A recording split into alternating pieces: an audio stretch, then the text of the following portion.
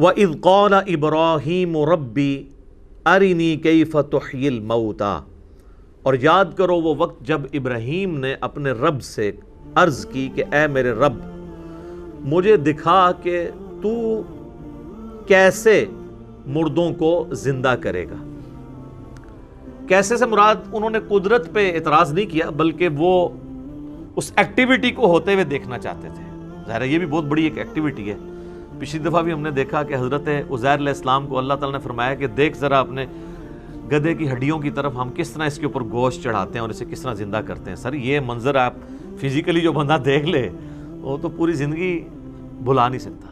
Even آپ دیکھیں یہ نیشنل جغرافک چینل کے اوپر جو وہ فاسٹ موونگ کر کے ویڈیوز چلا رہے ہوتے ہیں جس میں زمین سے ایک دانے سے کومپل پھوٹتی ہے، پھر اس طرح کرتے ایک پورا پودا بنتا ہے یا ایک پھول کھلتا ہے، وہ بھی بندہ دیکھ کے ایک بار حیران ہو جاتا ہے کہ یار یہ کس طرح خود بخود ہی ہو رہا ہے۔ خود بخود نہیں ہو رہا سر، کسی کے کرنے سے ہو رہا ہے۔ اللہ is the only explanation of all the physical phenomena in this universe۔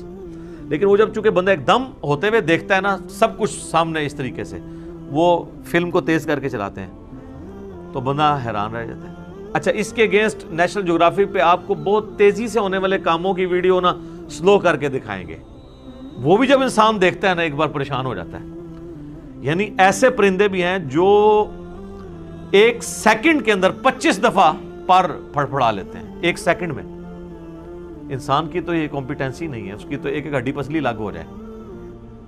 تو وہ جب انہی پرندوں کو سلو میں دکھاتے ہیں کہ یار کس طریقے سے پرفیکشن سے وہ کر رہے ہیں، انسان کی عقل دنگ رہ جاتی ہے۔ تو اللہ تعالیٰ نے چونکہ انبیاء کرام کو لوگوں کی ہدایت کا ذریعہ بنانا ہوتا ہے، ان کو ایکسٹرا آرڈنری ایکسپیرینس سے گزارا جاتا ہے تاکہ ان کا ایمان جو ہے نا وہ محکم لیول کا ہو، پھر پورے کانفیڈنس کے ساتھ وہ بات کریں۔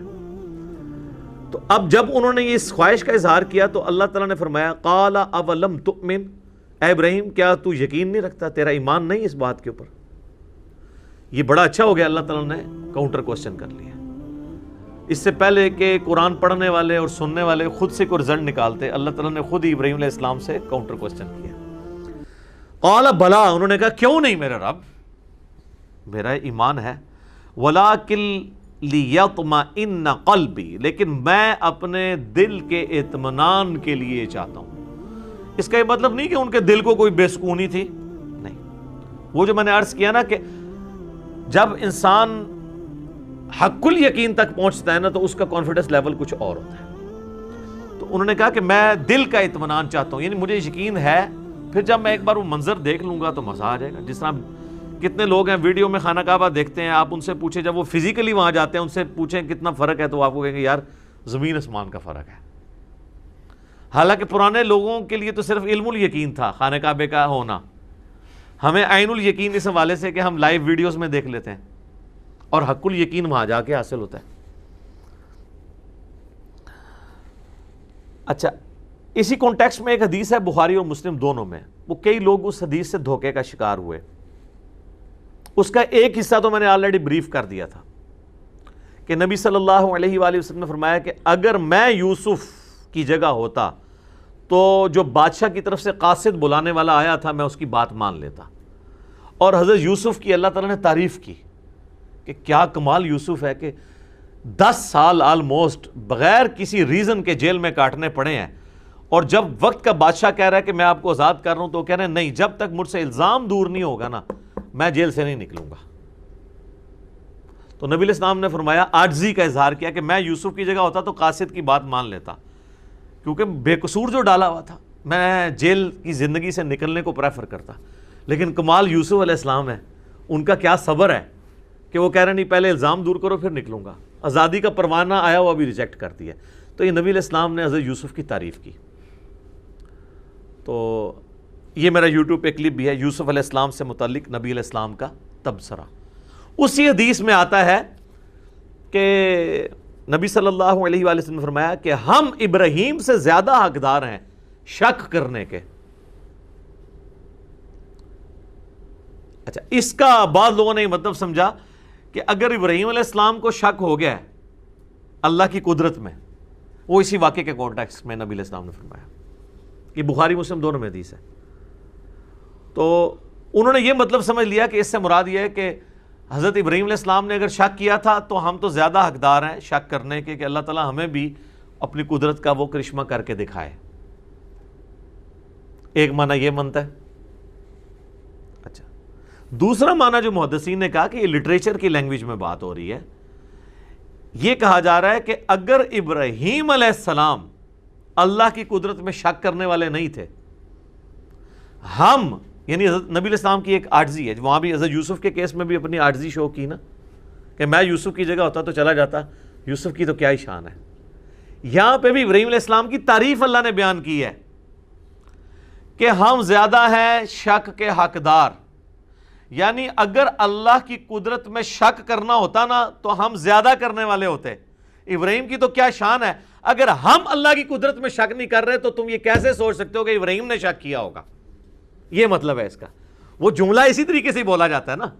یہاں دیکھیں نا، میں ایک جملہ بول دیا، وہ ہر بندہ اپنا مطلب اس کو پہناتا ہے. وہ جب ہم خود ایکسپلین کریں گے کہ یار اس کا مطلب کیا ہے، اصل میں نبی علیہ السلام نے اسی حدیث میں دیکھیں پہلے یوسف کی تعریف کی کہ کیا شان ہے یوسف کی، کہ وہ بے گناہ قید کاٹ رہے تھے پھر بھی پروانہ قبول نہیں کیا، کہا پہلے الزام دور کرو. یہاں بھی کہا کہ کیا شان ہے ابراہیم کی. کوئی یہ نہ سوچے کہ ابراہیم نے اللہ کی قدرت میں شک کیا. ہم زیادہ حقدار ہیں شک کرنے کے.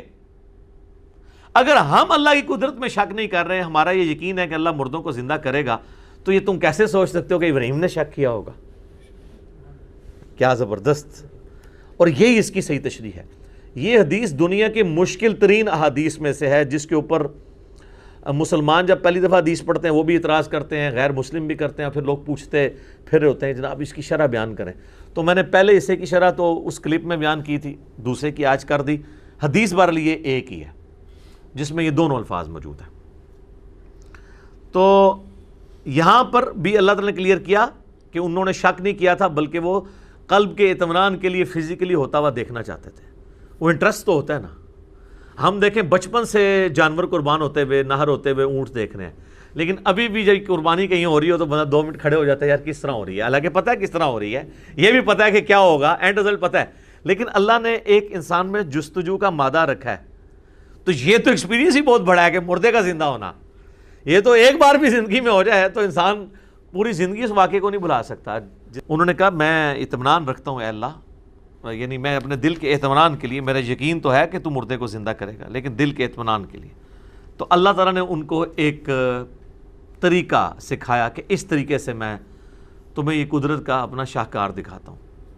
اور اللہ تعالیٰ نے بھی صحیح وہم نکالا ہے اگر کسی کو تھا نا مردہ زندہ کرنے کے حوالے سے. ابراہیم علیہ السلام کی بات نہیں، ہمارے اعتبار سے. قال فخذ 4 من الطیر، اللہ تعالیٰ نے فرمایا کہ 4 پرندے تم پال لو. اب لوگ اس چکر میں پڑ گئے یہ پرندے کون سے تھے. سر کوئی بھی ہو، کوئی کہتے جی وہ ایک کبوتر تھا جی، ایک جو ہے وہ مرغی تھی جی، ایک چیل تھی، ایک چاروں ہی کبوتر ہوں، کوئی فرق نہیں پڑتا، چاروں ہی مرغیاں ہوں. یہ اللہ تعالیٰ بتانا نہیں چاہ رہا کہ وہ جانور کون سا اللہ تعالیٰ نے زندہ کر کے دکھایا ہے. اللہ نے تو سارے زندہ کر لینے ہیں. 4 پرندے پال لو. فَصُرْهُنَّ إِلَيْكَ، اور تم ان پرندوں کو اپنے ساتھ مانوس بھی کر لو. یعنی ایسا نہیں ہے کہ بس پالے ہیں تو ان کو ذبح کر دیا تو میں زندہ کر دوں، نہیں، وہ پرندے تم اپنے ساتھ مانوس کرو تاکہ میں لوگوں کو دکھاؤں یہ وہی پرندے ہیں کہ جب تم انہیں بلاؤ تو وہ تمہاری آواز پہ آئیں. نیا پرندہ تو نہیں آئے گا آواز کے اوپر. ویسے اللہ تعالیٰ چاہے تو نئے پرندے کو بھی بیچ سکتا ہے، لیکن انسان کو آخری درجے تک انہوں نے جب کہا نا کہ اللہ دل کا اطمینان، اللہ کہا میں پھر پورا اطمینان تیرا کرانا. 4 پرندے پال، ان کو اپنے آپ سے مانوس کر. ثم اجعل علی کل جبل، پھر جتنے وہاں تجھے پہاڑ سامنے نظر آ رہے ہیں نا، ان کے یعنی جانوروں کو ذبح کرنے کے بعد اس کے گوشت کے ٹکڑے کرنے کے بعد چاروں کو مکس کر کے ان پہاڑوں کے اوپر رکھتے. یہی آخری درجہ یہی ہو سکتا ہے نا کہ قیمہ کیا ہے، قیمہ بھی چاروں کا مکس ہو گیا اور سارے پہاڑوں پہ کچھ یہاں ڈال دیا، کچھ گوشت ادھر، کچھ ادھر ادھر. منہن جزءا، ان کا ایک ایک ٹکڑا چاروں پہ رکھتے. ثم ادعوہن یأتینک سعیا، پھر تو انہیں بلا، تیرے پاس دوڑتے چلے آئیں گے. مرے ہوئے پرندے، وہ خود ان کا گوشت مکس ہوا، وہ اپنے جناب چل کے تو ان کے پاس آ گئے، ابراہیم علیہ السلام کے پاس. وَاعْلَمْ أَنَّ اللَّهَ عَزِيزٌ حَكِيمٌ، اور خوب جان لینا کہ یقیناً اللہ تعالیٰ غالب ہے، حکمت والا ہے، ہر کام کرنے پہ غالب ہے، لیکن حکمت یہ ہے کہ وہ ہر چیز کو اس نے پردے میں رکھا ہوا ہے، کیونکہ غیب کے اوپر ایمان لانے پہ ہی آپ کو انعام ہے۔ ان الذین یخشون ربہم بالغیب لہم مغفرۃ و اجر کبیر، جو بے شک وہ لوگ جو بن دیکھے اپنے رب سے دیکھتے ہیں، ان کے لیے مغفرت ہے اور بڑا اجر ہے۔